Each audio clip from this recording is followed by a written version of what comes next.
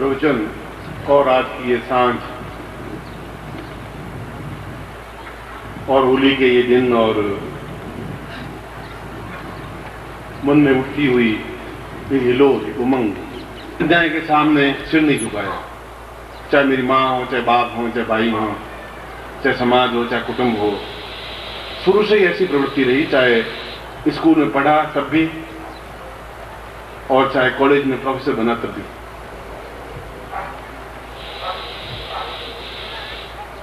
उस समय भी आपको शायद मालूम नहीं, स्कूल से मैं 6 बार रेस्टिकेशन हुआ, 6 बार स्कूल से निकाल दिया गया मुझे, एक बार नहीं। जब भी स्कूल में आपको एडमिशन लेता तो फिर कोई न कोई खुराफात माइंड में आती, तो हेडमास्टर के पास में शिकायत जाती कि तुम गेट आउट। दरवाजे के बाहर खड़ा होना है कि स्कूल के बाहर खड़ा होना, गेट आउट तो दरवाजा है। तो अगर तुम बहुत उबड़ खाबड़ आदमी हो, जो कुछ हूं मैं हूं, तो शुरू से ही जब पहले बार पाकिस्तान तो बाद में बना, मुझे पढ़ने के लिए स्कूल में एक भवानी करके एक उर्दू के मास्टर थे। उस समय मैं पाकिस्तान में था, पाकिस्तान में बना बाद में, मगर सिंध की जगह। वो क्या करते कि कोई दिन लड़का नहीं आता तो उसके पैर में जंजीर डाल के बिठा देते, खूंटे से बांध कर। मैंने कहा भाई जंजीर बांधने में क्या मजा आता है, वो देख तो नहीं तुम भी। अब कोई ले नहीं, को दे नहीं, एक दिन गए ही नहीं। घर से निकले तो भवानी वो क्रोधी बहुत था। उस दिन उसमें मैं गया, मदरसा था और अलीफ बे पे ते टे से जीम चे थे उर्दू पढ़ा रहे थे। और उसमें लकड़ी की पट्टियां होती, मेट उस पर लगा करके फिर कोयला घिस करके स्याही बना करके फिर उससे अलीफ बे पढ़ते थे। तो मैंने उनको कहा, मैंने कहा ये उर्दू, मैं ब्राह्मण हूं, मुझे उर्दू सीखनी नहीं है, मेरे माइंड में जमेगी नहीं तुम्हारी उर्दू। तो बहुत गुस्से हुए, उन्होंने मेरा कान पकड़ा। उन्होंने मेरा कान पकड़ा, मेरे हाथ में लकड़ी की पट्टी थी, उनकी नाक में मारी और जंजीर के साथ घर आ गए। बस वो बेचारे बाकी लड़कों ने कहा तुमने अच्छा किया, तुम 4 महीने आए नहीं, वो अस्पताल में पट्टी बांधते हुए रहे। ये मेरा अक्षम्य अपराध होगा, मैं मानता नहीं, मगर मुझे कुछ सूझा ही नहीं उसमें। मुझे कहा कि साला ये क्या है, मतलब ब्राह्मण हूं और ये अलीफ बे पढ़ करके मेरी जिंदगी में क्या होगा, कैसे होगा, क्या स्थिति बनेगी। स्कूल में जब मैं इतिहास पढ़ रहा था, इतिहास लिया, तो उन्होंने कहा कि बाबर आए, फिर चंगेज खां आया, फिर हुमायूं आया, और उन्होंने वो सारा इतिहास पढ़ना शुरू किया। पढ़ा, बाबर आया, किस प्रकार से बाबर ने यहाँ राज्य स्थापन किया, फिर हुमायूं कैसे बना, फिर अकबर महान क्यों कहलाया, फिर शाहजहां ने क्या किया, फिर ताजमहल कैसे बना, ये सारी। मैंने उनको कहा, मैंने कहा तुम इतिहास पढ़ा रहे हो हमारे साथ, मगर इसके अलावा भी भारत में और कोई पैदा हुए, बस ये चंगेज खां और बाबर ही पैदा हुए, शंकराचार्य पैदा नहीं हुए क्या यहाँ? और कोई ऐसे देवर्षि वशिष्ठ पैदा नहीं हुए, विश्वामित्र पैदा नहीं हुए, गर्ग त्रिकणाथ पैदा नहीं हुए, कृष्ण पैदा हुए ही नहीं, बस ये मुसलमान पैदा हुए। और क्या अत्याचार ही इस देश में रहा, क्या ज्ञान की गंगा प्रवाहित हुई नहीं? और उस समय तो इतनी बात कहना ही अपने आप में बहुत भीषण अपराध। वो गए हेडमास्टर के पास देकर के, मैं स्कूल में इतिहास नहीं पढ़ाऊंगा, ये लड़का बहुत खुराफाती है। हेडमास्टर ने बोला क्या करते हो तुम? मैं कुछ नहीं करता हूँ, मैं मतलब बताया कि इसके अलावा इस इतिहास में ये चीजें भी पढ़ानी चाहिए जो इनको ज्ञान है ही नहीं। शंकराचार्य के बारे में इनको कितना ज्ञान, वशिष्ठ के विश्वामित्र के बारे में इनको क्या ज्ञान? जब वो ज्ञान नहीं है तो फिर ये ज्ञान जबरदस्ती मेरे माइंड में क्यों ठूसा जा रहा है? बाबर आए होंगे, अत्याचारी होंगे, हमारे पूर्वज कमजोर होंगे, उन्होंने अत्याचार सहन किया होगा, हम अत्याचार क्यों सहन करेंगे? क्या तुम स्कूल से चले जाओ? मैं चले जाओ। स्कूल चले गए, फिर पिताजी आए, कहा तुम स्कूल में पढ़ा कर, तू नहीं पढ़ेगा तो करेगा क्या, जिंदगी कैसे तेरी बीतेगी? मैं जिंदगी जैसे बीतेगी जैसे बीत जाएगी, उसमें जिंदगी में क्या है, बीता नहीं है जिंदगी। उसके बाद थोड़ा बड़ा हुआ तो शादी कर दूंगा कि अब इसकी शादी कर दो, नहीं शादी कर दो ये सारा उलझ जाएगा, गड़बड़ हो जाएगा, इसको तुरंत शादी करो। माँ दौड़ धूप करके जब मैं 12 साल का जवान पट्टा हो गया, सारा उठ नहीं पा रहा था, तब मेरी शादी कर दी। अब मैं समझू नहीं पत्नी का मतलब क्या होता है, 12 साल का बच्चा क्या समझे? और पिताजी निश्चिंत, अब कहीं भागेगा नहीं, कोई गड़बड़ होगा नहीं, बस अब ठीक ठाक। अब तो शादी के बाद में साल भर हो गया, 1.5 साल हो गया, न तो पत्नी आई न मैं ससुराल गया, क्योंकि उसमें पत्नी 2-3 साल बाद आती थी। मैंने कहा नहीं आयत नहीं आई मुझे, मतलब उसको लेन देन नहीं। मैंने पिताजी को पूछा भाई शादी मेरी किससे की है? घूंघट वाली से की है, मगर कैसी है? काली है, पीली है, लाल है, हरी है, कुछ तो आप मुझे दिखाइए, कुछ पता तो पड़े। उन्होंने कहा कि तुम बेशर्म हो गए हो, तुम्हें मतलब क्या देखना है? देखना नहीं है तो मैं समझ तो लूँ भाई किसके साथ हुआ है, क्या हुआ है, क्या है, पता ही नहीं पड़ रहा है। खैर फिर पत्नी घर आई, उसके 4-6 महीने बाद मैंने कहा कि ऐसा जीवन कटेगा नहीं और संन्यास लेना मुझे, एक दृढ़ निश्चय। उस समय भी मैं रात भर कहीं बाहर पड़ा रहता, घर में रहता ही नहीं। कभी घर आता तो 5-7 दिन घर में ही रहता, कभी कुछ ऐसा ही जीवन, एक अपने आप का जीवन रहा। जबरदस्ती अगर मेरे ऊपर कोई बात थोपी गई तो मैं आज भी सहन नहीं कर सकता, एकदम आग लग जाती है, मगर अब एडजस्टमेंट कर लेता हूं। उस समय एडजस्टमेंट होता ही नहीं था, आज भी नहीं होता है। जैसे से अगर कहे तो मैं नहीं सहन कर सकता। कोई विद्वान मेरे सामने आके खड़ा हो तो मैं आग हो जाती है, मैं सहन नहीं कर पाता हूं। कोई ललकार दे, मुझे चुनौती दे तो मैं खत्म हो जाए, मैं ज्यादा पसंद करता हूं, मगर इस प्रकार से सिर झुका के नहीं चल सकता। तो मैंने कहा कि अब मैं आगे पढ़ाई नहीं करूंगा और मैं संन्यास लूंगा। मैं देखना चाहता हूं फक्कड़पन क्या होता है, अंदाज क्या होता है, वो चीज क्या होती है। शादी को 6-8 महीने हुए होंगे। माँ ने समझाया, मैं माँ की बहुत इज्जत करता था।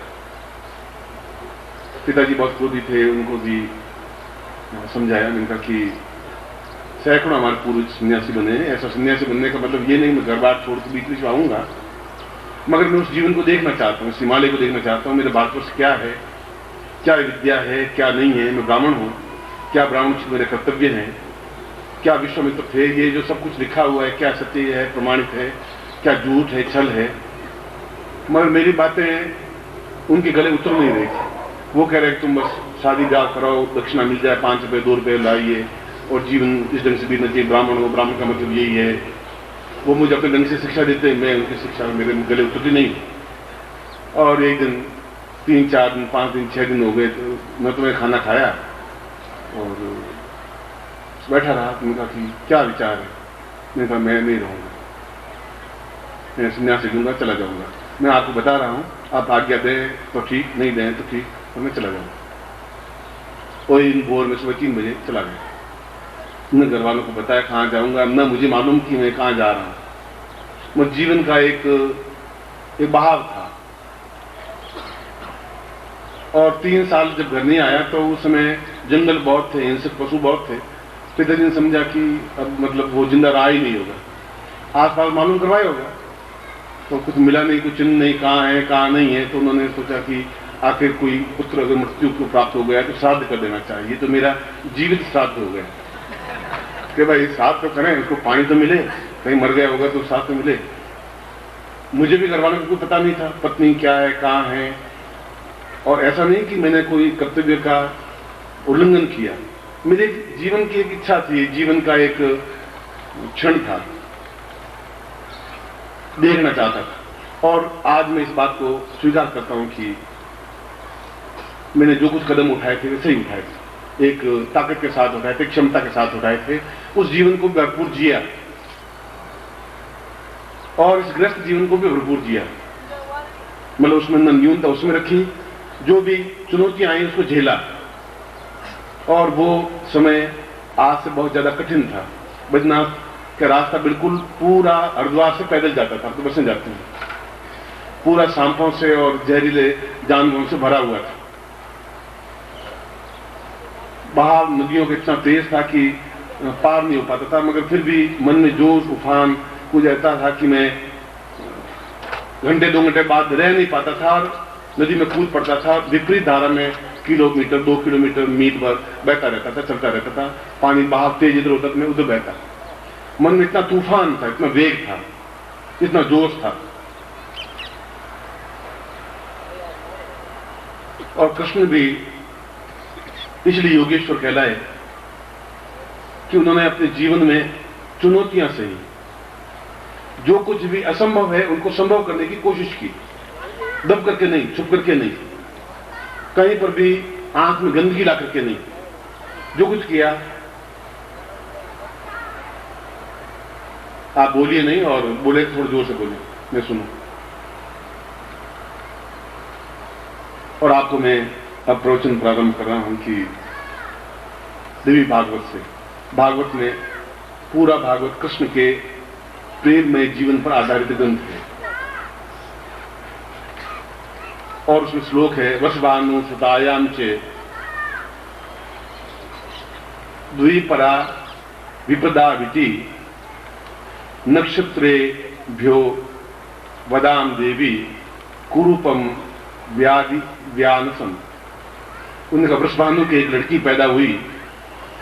राधा के पिता का नाम वृषभानु था और बरसाने के रहने वाले थे। और श्लोक में बताया है कि वह अत्यंत कुरूप थी, काली थी, सुंदर नहीं थी। और चेहरा जब नारी का, बच्ची का चेहरा होने से ही वैसा था ही नहीं। आंखें बहुत छोटी सी थी और सभी दृष्टियों से कुरूप सी थी।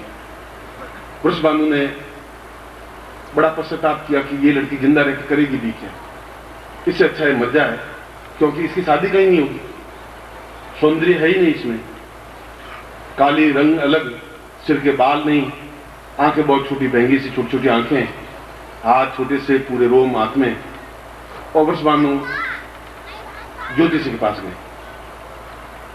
ज्योतिषी ने कहा कि तुम जो चिंतन कर रहे हो वो गलत है, समय आएगा कि तुम इस लड़की पर अपने आप में गर्व महसूस करोगे। मगर वो वृषभानु के दिमाग में बात जम नहीं पा रही थी। समय बीता और कई वर्षों के, कई जन्मों के जो संबंध थे अगर राधा और कृष्ण के, तो कृष्ण ने कहा कि अगर कोई प्रिय है तो राधा है। इसलिए कि अगर राधा को विपरीत करें तो धारा बनेगी, और धारा उसको कहते हैं जो बहता रहता है, स्थिर नहीं, तालाब नहीं है, गंदगी नहीं है उसमें, मैलापन नहीं है। और मैं इसको, अपने मेरे में ज्ञान है तो इस ज्ञान से मैं इसको अद्वितीय सुंदरी बना दूंगा। और वह भागवत इस बात का साक्षी है कि कृष्ण ने अपने तेजस्विता के पुंज से, मंत्रों के पुंज से उस धारा को, जिसका नाम बचपन में धारा रखा गया था, उसको धारा को विपरीत करके राधा नाम रख दिया गया। कृष्ण ने राधा नाम रखा, जन्म का नाम राधा नहीं था, उसको बिल्कुल विपरीत लिया और अत्यंत सौंदर्यमयी उसको बनाया। वो बात मेरे माइंड में बराबर घूमती रही। जब भी मैं गया, मैंने कहा कि क्या ये विद्या हमारे पास थी क्या, और थी तो फिर कहां चली गई? क्या ऐसा था कृष्ण के पास में, सांदीपन ने उसको क्या ज्ञान दिया था, क्या चेतना दी थी कि बिल्कुल एक शरीर को ही परिवर्तित कर दिया? क्या हुआ ऐसा? सुबह भी मैंने प्रवचन में यह कहा था कि अगर पुरुष में नारी चित्त नहीं आती तो पुरुष पुरुष बन ही नहीं सकता। अगर नारी में पुरुष के गुण नहीं आते तो नारी अपने आप में पूर्णता नहीं प्राप्त कर सकती। दोनों का सम्मिलन स्वरूप ही अपने आप में पूर्ण सौंदर्य है, और अगर सौंदर्य नहीं है तो फिर जीवन नहीं है। हम बहुत अच्छा मकान बना देते हैं, वो निर्जीव होता है, तो गुलाब के फूल खिलाते हैं, गमले में खिलाते हैं, गमले में गुलाब के फूल लगाते हैं, वेणी में गुलाब लगाते हैं, इसलिए कि वह एक मुस्कुराता हुआ एक सौंदर्य है। हमारे पास सौंदर्य नहीं है, इसलिए इस गुलाब के माध्यम से सौंदर्य व्यक्तिकरण कर रहे हैं। इसलिए जूही का पीछे एक जूड़े में फूल खोजते हैं, लगाते हैं, इसलिए काजल लगाते हैं, इसलिए बिंदी लगाते हैं, क्योंकि हमें एहसास है कि हम सुंदर नहीं है। इसलिए पुरुष भी कपड़े पहनता है, फिर सीने की ओर देखता है, ठीक हूं, फिर एकदम से थोड़ा सा बालों को संवारता है, फिर एकदम यूं करता है, फिर बाहर निकलता है। वो मानता है कि मैं सौंदर्यवाद हूं नहीं, सौंदर्य के लिए उपकरणों की जरूरत नहीं। और समय बीता और मैं बद्रीनाथ के पास में, बद्रीनाथ से 5-7 किलोमीटर आगे अगर आप कभी गए हो तो माना गांव है, और वहां माना गांव के बिल्कुल पड़ोस में गंधर्व पहाड़ है। गंधर्व कहते हैं संगीतज्ञों को, जो देवताओं का संगीत सुनाते थे देवताओं को, जिसके गले में एक गंधर्व, जिसके गले में एक राग, एक आवाज, एक कशिश, ऐसा कि सामने वाला हिलोर कर ले।